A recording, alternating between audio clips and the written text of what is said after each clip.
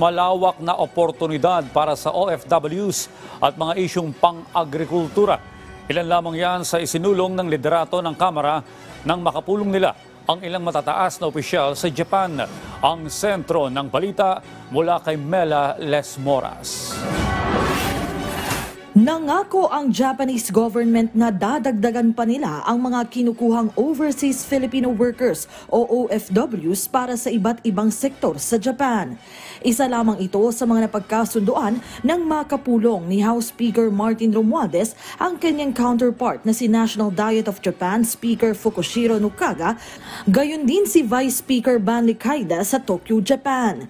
Kasama rin sa pulong ang iba pang opisyal mula sa Kongreso ng dalawang bansa.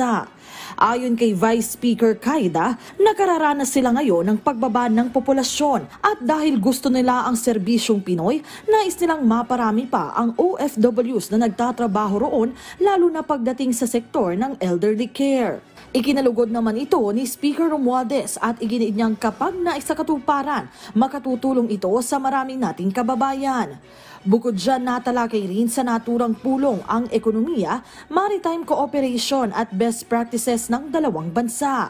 Sa hiwalay na pulong naman ng liderato ng Kamara sa Philippines-Japan Parliamentarians Friendship Society o PJFPS na pinangungunahan ni Chairman Hiroshi Moriyama, isinulong naman ni Speaker Romualdez ang pagpapatuloy ng General Review sa Philippines-Japan Economic Agreement sa pag-asang maalis na o mapababa pa ang taripa sa pangunahing agricultural products ng Pilipinas sa Japan. Mela Lesmoras para sa Pambansang TV sa Bagong Pilipinas.